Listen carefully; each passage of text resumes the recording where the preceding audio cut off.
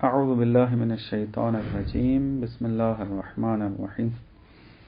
بحث ہماری چل رہی تھی کہ عرضی کی کتنی قسمیں ہیں درس نمبر 17 میں، اور عرض کیا تھا کہ عرضی دو قسموں میں تقسیم ہوتی ہے، عرضی یا لازم ہوگی یا مفارق۔ اور عرضی لازم کے بارے میں بیان کیا تھا کہ عرضی لازم اس عرضی کو کہتے ہیں کہ جس کا جدا ہونا اپنے موضوع سے عقلاً محال ہو، جس طرح کہ 3 کا عدد اگر مد نظر رکھا جائے تو اس کی ایک صفت ہے اور عرض ہے اس کی جفت ہونا، نہ طاق ہونا، تو یہ طاق ہونا کبھی بھی 3 کے عدد سے جدا نہیں ہو سکتا۔ اسی طریقے سے 4 کے عدد کے لیے جفت ہونا۔ عرضی لازم کی پھر آگے 2 قسمیں بیان کرتے ہیں۔ عرضی لازم یا تو بین ہوگی یا غیر بین ہوگی۔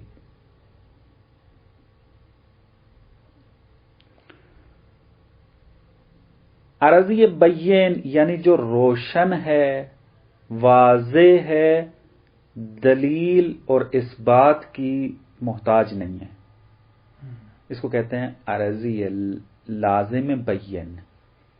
بین کا معنی یعنی واضح ہونا۔ عرضی غیر بین یعنی ایسی عرضی ہے کہ جس کو ثابت کرنے کے لیے دلیل کی ضرورت پڑے گی۔ عرضی بین پھر 2 قسموں میں تقسیم ہوتی ہے۔ عرضی بین یا بے معنی اخص ہے یا بے معنی اعم ہے، یا بے معنی عام ہے یا بے معنی خاص ہے۔ بین بے معنی اخص اس لازم کو کہتے ہیں کہ جہاں پر ملزوم کا اگر تصور کیا جائے تو بغیر کسی واسطے کے لازم ذہن میں آ جائے، یعنی کسی واسطے کی ضرورت ہی نہیں ہے، جیسے ہی ملزوم کو تصور کیا فوراً لازم آ جائے گا، اصلا کسی واسطے کی ضرورت نہیں پڑے گی، وساطت کی ضرورت نہیں ہے اس کو۔ جیسا کہ مثلا جیسے ہی آپ 4 کے عدد کو تصور کریں گے فوراً زوجیت آپ کے ذہن میں آ جائے گی، جفت ہونا آپ کے ذہن میں آ جائے گا،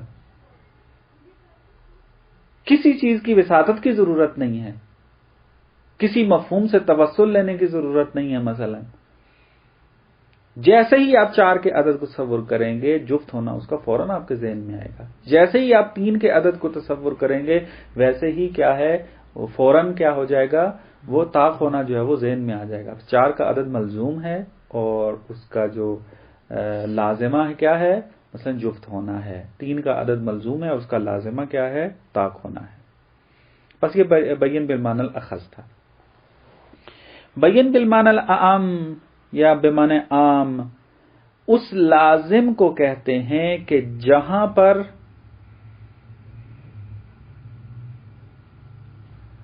ملزوم کا تصور اور لازم کا تصور اور ان کے درمیان نسبت کا تصور کیا جائے تو تب ملازمے کا یقین ہوتا ہے۔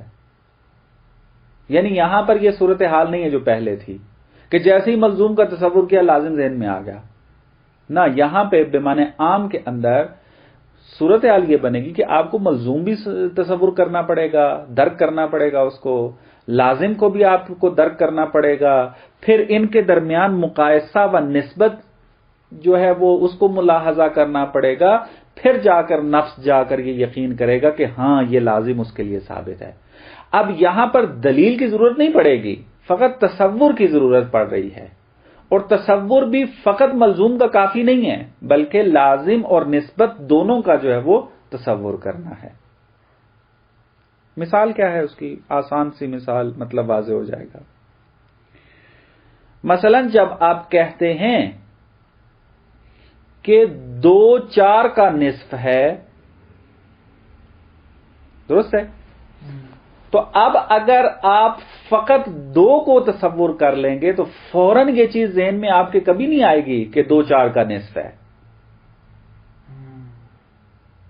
بلکہ آپ پہلے 2 کا تصور کریں گے، 4 کا تصور کریں گے، پھر 4 کو اور 2 کو آپس میں مقایسہ کریں گے، ان کے درمیان نسبت سنجی کریں گے، اس کے بعد فوراً آپ کا نفس کہہ دے گا کہ ہاں 2 4 کا نصف ہے۔ دلیل نہیں مانگے گا نفس آپ سے تاکہ یہ غیر بین ہو جائے، نہ رہے گا بین ہی، دلیل کا محتاج نہیں ہے، لیکن تھوڑا سا تأمل و دقت کی ضرورت پڑے گی۔ 2 کو تصور کریں، 4 کو تصور کریں، ان میں نسبت جو ہے وہ کیا ہے اس کو تصور کریں، تو فوراً آپ کا نفس جو ہے وہ یہ کہہ دے گا کہ واقعاً 2 4 کا نصف ہوتا ہے۔ اس وجہ سے اس کو کیا کہتے ہیں؟ بین بمعنی عام۔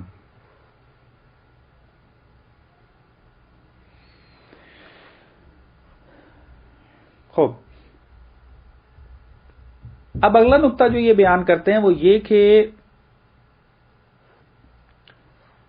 یہ جو ہم نے کہا ہے کہ ملزوم کا تصور کافی ہوتا ہے لازم کے تصور کے لیے، جو کہ ہم نے بین بمعنی اخص میں کہا تھا، یہ اس وقت ہوگا کہ جب انسان لازم اور ملزوم کو پہلے سے جانتا ہو، یعنی پہلے سے اس نے جفت کو سمجھا ہوا ہو، 4 کو سمجھا ہوا ہو، درست ہے؟ اس کا ذہن مانوس ہو ان مفاہیم سے، اس وقت اگر کسی انسان کے سامنے اگر 4 کا عدد رکھا جائے، دیکھتے ہی اس کے ذہن میں فوراً کون سا مفہوم آ جائے گا؟ جفت ہونے کا۔ لیکن ایک بندہ ہے جس کے ذہن میں یہ ملازمہ پایا نہیں جاتا، مثلا وہ بچہ جس نے بھی ریاضی پڑھی نہیں ہے، ٹھیک ہے، اس کے سامنے 4 کا عدد رکھیں تو اس کے ذہن میں تو جفت آئے گا ہی نہیں کبھی۔ تو اس کا مطلب یہ نہیں ہے کہ لازم بین نہیں ہے، بین بمعنی اخص نہیں ہے، نہ، بلکہ لازم و ملزوم اس کو جو ہے جاننا ضروری ہے، پتہ ہو اگلے بندے کو یہ آپس میں لازم و ملزوم ہیں۔ یہ پتہ ہونے کے بعد اگر آپ فقط ملزوم کا تصور کریں تو لازم کا تصور جو ہے وہ کفایت کرتا ہے بین بمعنی اخص میں۔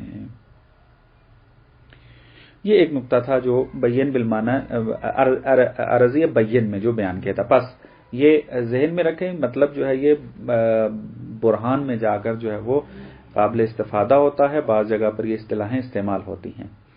عرضی بین کی 2 قسمیں ہو گئی ہیں، بمعنی اخص و بمعنی عام۔ اب آتے ہیں عرضی غیر بین پہ۔ اس کی تعریف ہم نے کی ہے کہ ایسا لازم، یعنی عرضی لازم غیر بین کی بات چل رہی ہے تو اس کو تعریف کریں گے کہ ایسا لازم کہ جو کیا جس میں کیا ہوتا ہے؟ تصور لازم، تصور ملزوم اور ان کے درمیان نسبت کا تصور، پھر کیا ہے؟ اس بات کے لیے دلیل کی ضرورت ہے، درست ہے؟ لازم کا بھی تصور کرے گا، ملزوم کا بھی تصور کرے گا، ان کے درمیان نسبت کا بھی تصور کرے گا، لیکن پھر بھی یہ چیز کافی نہیں رہے گی۔ نفس کو یقین چاہیے، وہ یقین دلیل کے بغیر نہیں آئے گا، یہ عرضی لازم غیر بین ہو جائے گا۔ مثلا اگر کوئی آ کر یہ بیان کرتا ہے کہ مثلث کے زاویے مجموعی طور پر کیا ہوتے ہیں؟ 180 درجے کے ہوتے ہیں، درست ہے؟ اب مثلث کو اگر انسان تصور کر لے اور زاویے کا تصور کر لے 180 درجے کا، اور ان کے درمیان نسبت کا بھی تصور کر لے، تو نفس کبھی بھی آپ کا یقین نہیں پیدا کرے گا کہ مثلث کے زاویہ 180 درجے کے ہوتے ہیں، بلکہ آپ کو کیا پیمانہ اٹھانا پڑے گا، پیمانہ اٹھا کے اس کی پیمائش کر کے یہ ثابت کرنا ہوگا کہ ہاں واقعاً مثلث کے زاویے 180 درجے کے ہوتے ہیں. بس یہاں تصور کر لینا کافی نہیں ہے، بلکہ تصور کے ساتھ ساتھ دلیل کی بھی ضرورت ہے، ثابت کرنے کی ضرورت ہے. اس وجہ سے اس کو کہتے ہیں یہ عرضی لازم تو ہے، کیونکہ مثلث کے زاویے ہمیشہ کیا ہوتے ہیں؟ 180 درجے کے ہی ہوتے ہیں، قائمہ زاویے ہوتے ہیں اس کے. اس سے جو ہے وہ جدائی نہیں ہو سکتی کبھی بھی. عرضی لازم ہے لیکن غیر بین ہے، چونکہ ان کو ثابت کرنے کے لیے دلیل کی ضرورت ہے، فقط تصور کافی نہیں ہے. یہ ہے عرضی لازم غیر بین.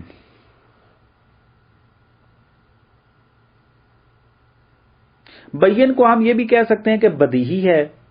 مثلا ہم جو کہہ رہے ہیں کہ عرضی بین یعنی ایسی عرضی لازم جو بدیہی ہے، اور عرضی غیر بین کو کیا کہیں گے؟ یعنی جس کا لازم کیا ہے؟ نظری و غیر بدیہی ہے.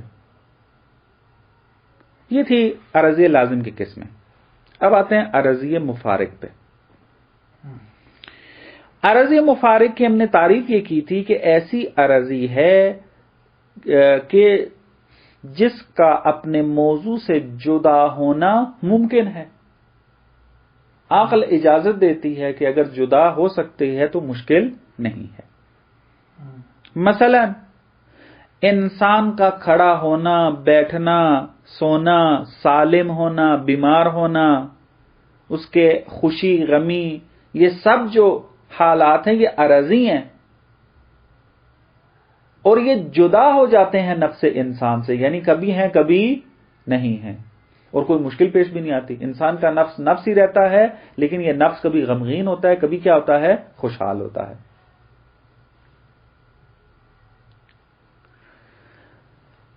اس عرضی مفارق کے بھی دو قسمیں ہیں.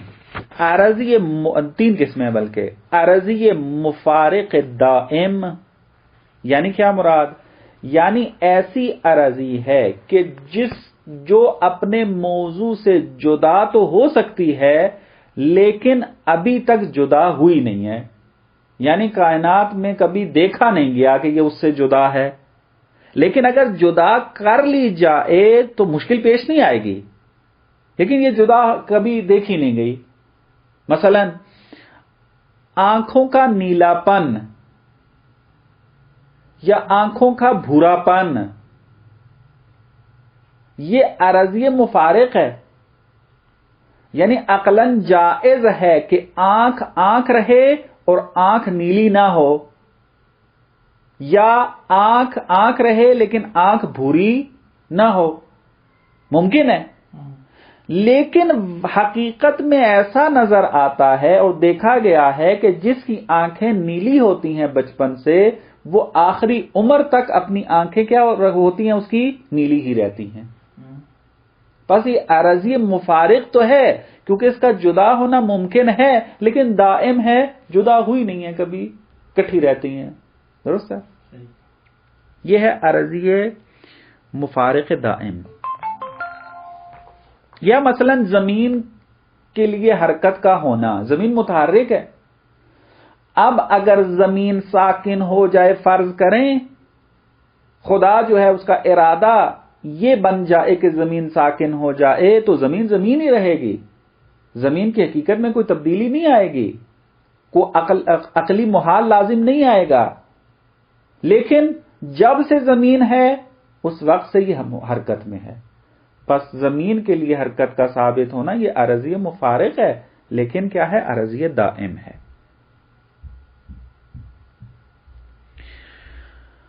اس کے مقابل میں کون سی عرضی ہے؟ وہ عرضی ہے کہ جو دائمی نہیں ہے بلکہ جدا ہوتی رہتی ہے اس سے. اس کی پھر آگے دو قسمیں ہیں. کیا ہے وہ عرضی مفارق جو سریع الزوال ہے؟ سریع الزوال یعنی جلدی زائل ہو جاتی ہے. جیسے مثلا انسان کو اگر شرمندگی ہو تو انسان کے چہرے کا رنگ بدل جاتا ہے لیکن فوراً ختم بھی ہو جاتا ہے. درست ہے؟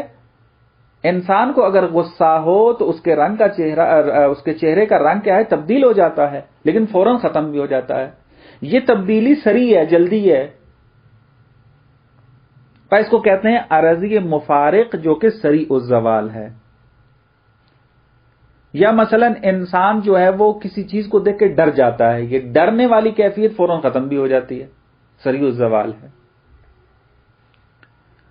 لیکن بعض عرضی مفارق ایسی ہیں کہ جو بطیء الزوال ہیں، توئیں کے ساتھ بطیء الزوال اور حمزے کے ساتھ بطیء الزوال، یعنی ایسی عرضی کی جو زائل تو ہوتی ہے لیکن آہستہ آہستہ، سری نہیں ہے، آہستہ آہستہ زائل ہوتی ہے۔ جیسا کہ انسان کا جہل برطرف ہونا، انسان جاہل ہے، بہت ساری چیزیں نہیں جانتا کائنات میں، لیکن یہ جہل برطرف ہونے کے لیے ایک زمانہ چاہیے، کئی سال جو ہیں اس کو درس پڑھنا پڑے گا، کتابیں پڑھنی پڑیں گی، مطالعات و تحقیقات کرنی پڑیں گی، تب جا کے انسان کا یہ جہل جو ہے وہ ختم ہوتا ہے۔ پس یہ جو جہل ہے یہ عرضی مفارق ہے لیکن بطیء الزوال ہے، یعنی آہستہ آہستہ زائل ہوتی ہے، سری نہیں ہے۔ جیسا کہ مثلا جیسے ہی آپ ڈرے فوراً بعد جو ہے وہ کیفیت تبدیل ہو جاتی ہے، آپ کو غصہ آیا، تبدیلی آئی، لیکن فوراً بعد پھر وہ تبدیلی ختم بھی ہو جاتی ہے۔ یہ فوری والا کام اس میں نہیں ہوتا۔ یہ بحث ہماری جو ہے وہ تقریباً مقدماتی ختم ہو گئی کلیات خمس کے بارے میں، اور اب آتے ہیں درس 19، یعنی پچھلا درس ہمارا 18واں تھا، یہ 19واں ہے۔ وہ ہے اقسام تعریف کے بارے میں، کہ جب ہم نے جنس کی حقیقت جان لی، فصل کی حقیقت جان لی، خاصہ کیا ہے اس کو جان لیا، عرض کو جان لیا، اب آ کر اسی مفاہیم کی بنیاد پر ہم کیا کرتے ہیں؟ تعریف کی دستہ بندی کرتے ہیں۔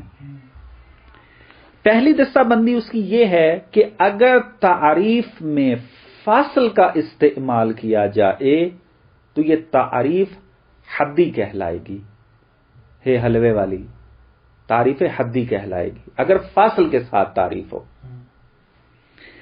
لیکن اگر تعریف جو ہے وہ خاصے کے ساتھ ہو تو اس کو کیا کہیں گے؟ اس کو رسم کہیں گے۔ پس پہلی تقسیم یہ ہوگی۔ اب حد اور رسم دونوں پھر کیا ہوتی ہیں؟ تقسیم ہوتی ہیں حد تام و حد ناقص میں، اور رسم تام اور رسم ناقص میں۔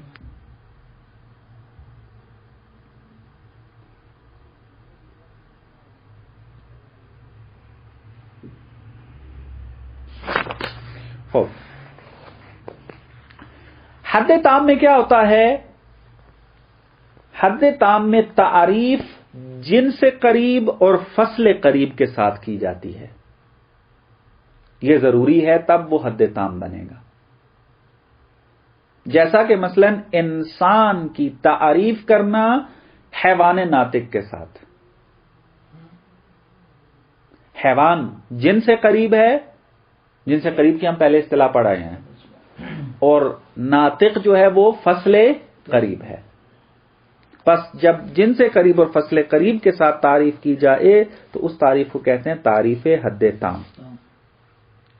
بعض اوقات حد تام کو تعریف یعنی حد تام تعریف کی جاتی ہے، لیکن تمام سلسلہ اجناس کو ذکر کر دیا جاتا ہے۔ سلسلہ اجناس پڑھ گئے ہیں ہم، جوہر، جسم، جسم نامی، حیوان، یہ ساری کی ساری جو ہے وہ مثلا انسان کی اگر تعریف کریں تو کیا کریں گے؟ مثلا کہیں گے جوہر، جوہر جسم، جسم نامی، حساس متحرک بالارادہ ناطقون۔ یہ اب ہم نے کیا کر دیا ہے؟ جتنی بھی چیزیں اس کی ذات کو تشکیل دینے میں دخیل تھیں ہم نے ان سب کا نام لے لیا، چونکہ یہاں پہ ساری ذاتیات ذکر کر دی گئی ہیں، لہذا اس اعتبار سے یہ بھی کیا ہے؟ حد تام ہی شمار ہوگی، چونکہ اس میں جن سے قریب بھی آ گئی ہے۔ بس کہتے ہیں حد تام کو ہم دو طریقوں سے انجام دے سکتے ہیں، یا تو ہم فقط جنس قریب اور فصل قریب کو بیان کریں، یا کیا ہے ہم تمام اجناس کو ذکر کریں اور پھر اس کی فصل کو بھی کیا کر دیں، ذکر کر دیں، تو یہ حد تام بن جائے گی۔ لیکن چونکہ جنس قریب کے اندر تمام اجناس پہلے شامل ہوتی ہیں، چونکہ حیوان اس وقت حیوان بنتا ہے کہ جب وہ جسم ہو، جب وہ جسم نامی ہو، جب وہ جوہر ہو، تو جب حیوان کے اندر تمام چیزیں پائی جاتی ہیں تو بجائے اس کے کہ ہم ساری چیزیں ذکر کریں، ہم فقط حیوان کا ہی ذکر کر دیں، کفایت کرتا ہے۔ پس جنس قریب کو ذکر کرنا کفایت کرتا ہے باقی اجناس کو ذکر کرنے سے۔ پس اس وجہ سے حد تام کے بارے میں کہا جاتا ہے کہ اگر جنس قریب اور فصل قریب سے تعریف کر دی جائے تو یہ حد تام کہلاتی ہے۔ اور حد ناقص کیا ہے؟ حد ناقص کے اندر جو ہے اس کو ہم دو طریقوں سے بیان کر سکتے ہیں۔ حد ناقص میں بعض اوقات فقط فصل قریب کو ذکر کر دیا جاتا ہے۔ مثلا اگر کوئی کہے کہ انسان کی تعریف کرو، وہ کہتا ہے انسان ناطق کو کہتے ہیں، اب یہاں پہ فقط فصل کو اور وہ بھی فصل قریب کو ذکر کیا ہے، لہذا یہ حد ناقص ہے۔ لیکن بعض اوقات کیا ہے، تعریف کر دی جاتی ہے حد ناقص کی جنس بعید کے ساتھ اور فصل قریب کے ساتھ۔ فصل قریب حتمی ہے، چونکہ فصل قریب ہی حد بناتی ہے، جنس بعید اور فصل قریب کے ساتھ۔ مثلا اگر انسان کی تعریف کرنے کو کہا جائے، کوئی انسان آ کر تعریف کر دے انسان کی، انسان جسم اور ناطق کو کہتے ہیں، جسم ناطق، مثلا یوں تعریف اگر کر، اب جسم جو ہے یہ کیا ہے، یہ فصل جنس بعید ہے، لہذا یہ تعریف کیا ہوگی، تعریف حد ناقص کہلائے گی۔ کیوں حد ناقص ہے؟ کیونکہ اس میں بعض ذاتیات کو ذکر کیا گیا ہے، اس وجہ سے ناقص۔ چونکہ جسم اگر کہہ دیا جائے تو اس میں جسم نامی پوشیدہ نہیں ہے، اس میں حیوان ہونا پوشیدہ نہیں ہے، بس دو ذاتی چیزیں جو ہیں وہ ذکر ہی نہیں ہیں اس کے اندر۔ جب دو ذاتی چیزیں اس میں ذکر نہیں ہیں، بس اس کو ہم حد تام نہیں کہہ سکتے، اس کو حد ناقص کہیں گے۔ اور اگر صرف ناطق کہیں گے یہ بھی حد ناقص ہے، تب تو ذاتیات بالکل ہی نہیں بتائی۔ پھر بھی بعض ہیں، چونکہ ناطق فصل بعض ذاتیات ہے اور جنس بعض ذاتیات ہے، یعنی دونوں مل کے ایک ذات کو بناتے ہیں، پس ذاتیات بعض ذاتیات ہیں۔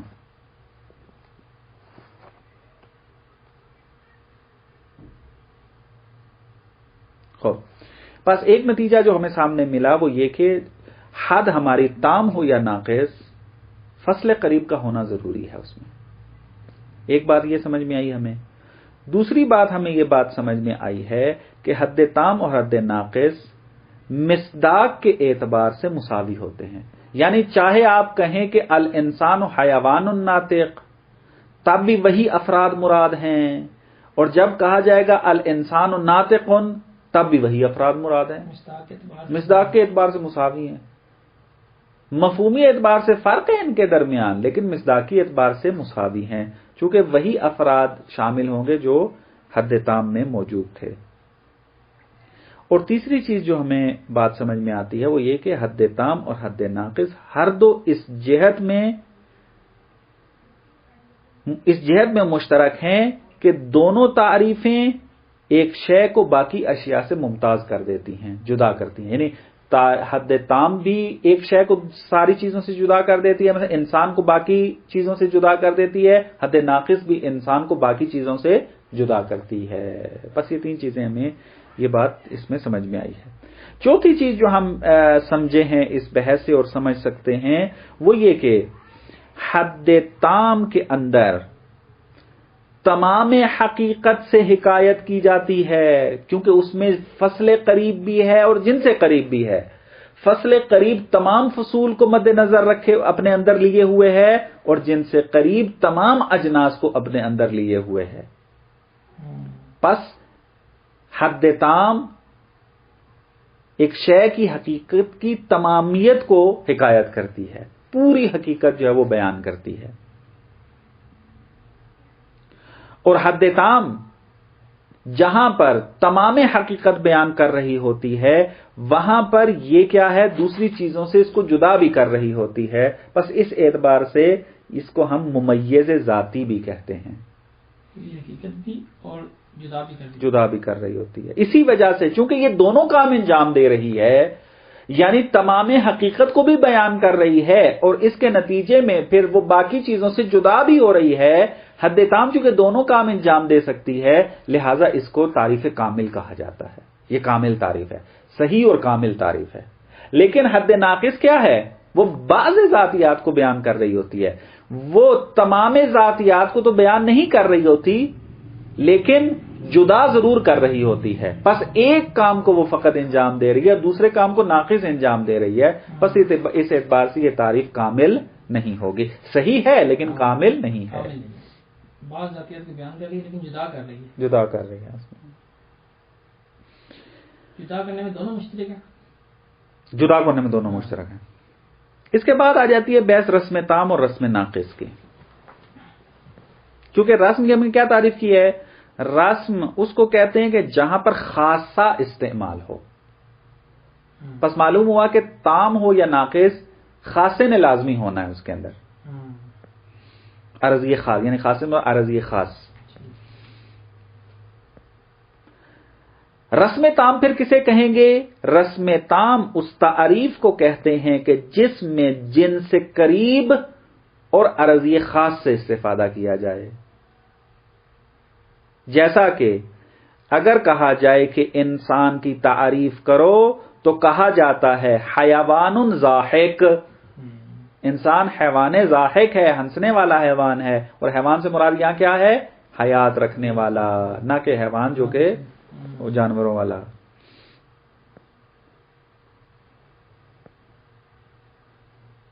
پس یہ ہو جائے گا رسم تام. رسم ناقص کیا ہوگا؟ رسم ناقص کو ہم دو طریقوں سے بیان کر سکتے ہیں. ایک طریقہ یہ ہے کہ فقط خاصے کو بیان کریں. مثلا انسان کی تعریف کرتے ہوئے ہم کہہ دیں کہ ضاحک ہے. یہ کیا ہو جائے گی؟ رسم ناقص. لیکن بعض اوقات ایسے بھی کیا جا سکتا ہے کہ جن سے بعید اور خاصے سے تعریف کر دی جائے، تو یہ بھی کیا ہو جائے گی؟ رسم ناقص. کیونکہ یہاں جن سے بعید استعمال ہوئی ہے اس لیے ناقص ہے، اور خاصہ استعمال ہوا ہے اس وجہ سے یہ رسم ہے، رسم ناقص ہے. جیسا کہ انسان کی اگر تعریف کرنے کو کہا جائے تو کہا جاتا ہے جسم ضاحک، یعنی انسان جسم ہے اور ضاحک ہے. بس یہ رسم ناقص ہو گئی. بس ایک چیز جو بات سمجھ میں آتی ہے وہ یہ کہ تعریف رسمی چاہے تام ہو یا ناقص، ہر دو صورت میں فقط ایک کام کو انجام دیتی ہے. کیا؟ فقط ایک چیز کو باقی چیزوں سے جدا کرتی ہے. ذاتیات کو تو بیان ہی نہیں کرتی ہے، چونکہ یا آپ فقط خاصہ استعمال کر رہے ہوتے ہیں یا آپ کیا ہے جن سے بعید کو استعمال کر رہے ہوتے ہیں. اور جن سے بعید اگرچہ ذاتی تو ہے لیکن ساری ذاتیات تو بیان ہی نہیں ہو رہی وہاں پہ. ناقص بھی کام ہو رہا ہے، تام دونوں میں ہو رہا ہے، رسم تام اور رسم ناقص. ایک چیز کو دوسری سے جدا کر رہے ہیں. ہاں، یعنی باقی چیزوں سے، یعنی انسان کو باقی تمام چیزوں سے جدا کرتے ہیں یہ. لیکن جب ہم حیوان کہتے ہیں تو حیوان نہیں کہہ رہے نا یہاں پہ. کہاں حیوان کہا اس کو؟ ہاں نہیں یہاں پہ لکھا حیوان ضاحک. ہم نے کس میں کہا تھا؟ رسم تام میں نہیں کہا تھا جی. رسم تام میں ہم نے نہ، وہاں بعض ذاتیات ہو جائے گی. بعض ذاتیات، چونکہ تمام ذاتیات تو نہیں ہے، چونکہ تعریف نے تعریف کامل وہ ہوتی ہے جو دو کام انجام دے. ایک تمام ذاتیات کو بیان کرے، اور دو کیا ہے؟ ایک شے کو باقی چیزوں سے کیا کر دے؟ جدا کر دے. درست ہے یہ ہے. لیکن یہاں پہ تو دوسرا کام تو انجام ہی نہیں پایا جا رہا، فقط ایک کام انجام ہو رہا ہے. وہ کیا ہے؟ تمایز دے رہا ہے. تمایز جو ہے وہ جدا کر رہا ہے باقی چیزوں سے. رسم تام اور رسم ناقص.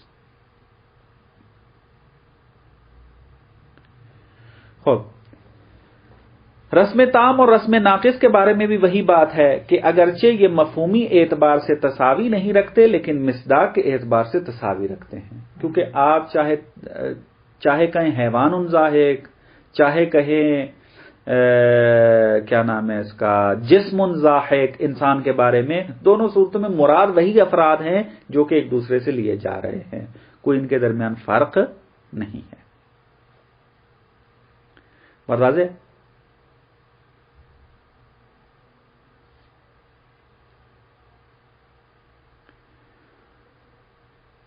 یہ ایک نقطہ تھا کہ جو انہوں نے مطلب تھا یہاں پہ اب ہماری بات ختم ہو گئی، تعریف ختم ہو گئی ہے، تعریف کا باب ختم ہو گیا. ابھی کیا ہے، یہاں پہ ملحقات رسم ناقص بیان کر رہے ہیں کہ رسم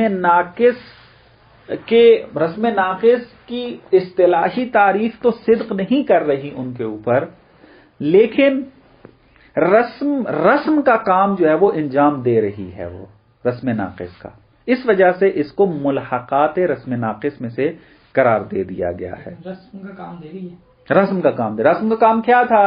رسم کا کام یہ تھا کہ ایک چیز کو باقی اشیاء سے کیا کر دے، متمایز کر دے، جدا کر دے، انسان کو غیر انسان سے جدا کر دے. تو یہ رسم جو ہے وہ یہ کام انجام دیتی ہے.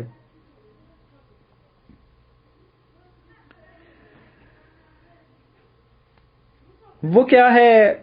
ایک چیز جو رسم ناقص کے ساتھ ملتی ہے اس کے ملحقات میں سے ہے، وہ ہے تعریف کرنا مثال کے ذریعے.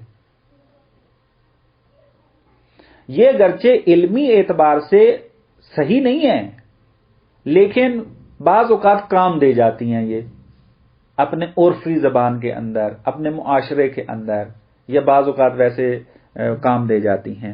مثلا اگر کوئی کہے کہ انسان کی تعریف، مثلا کہے کہ جنس کی تعریف کرو، وہ کہتا ہے جنس یعنی حیوان. اس کو کہا جائے کہ نو کو تعریف کرو، وہ کہتا ہے نو یعنی انسان. اب جنس کی تعریف حیوان نہیں ہے، بلکہ حیوان ایک مصداق و مثال ہے جنس کی.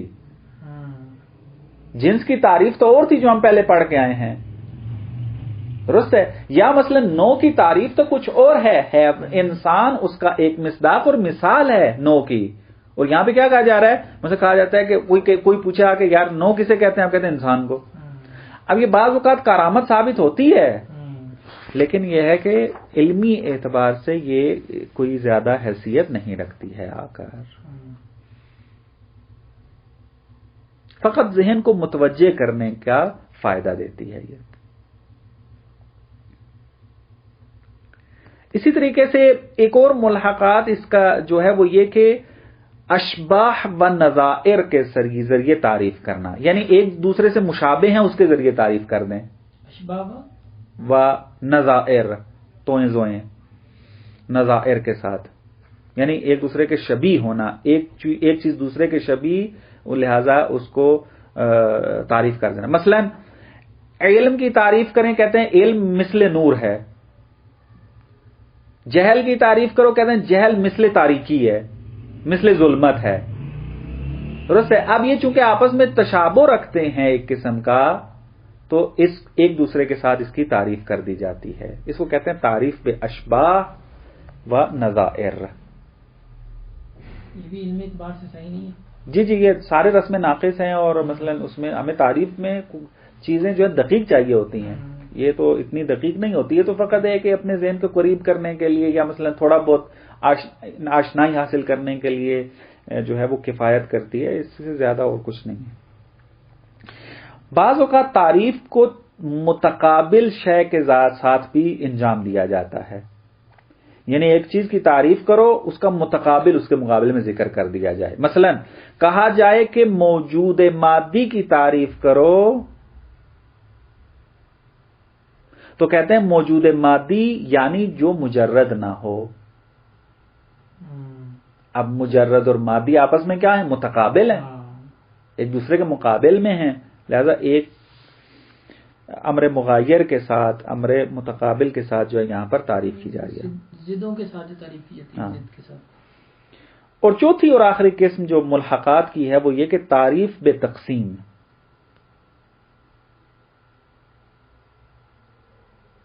بے تقسیم، ہاں، یعنی بعض تعریف کرنے کی جگہ بعض قسمیں ذکر کر دیں. مثلا کوئی کہے کہ انسان کی تعریف کرو، انسان کی تعریف تو حیوان ناطق ہے، لیکن یوں کہہ دیا جاتا ہے کہ انسان اس موجود کو کہتے ہیں جو یا شاعر ہے یا غیر شاعر ہے.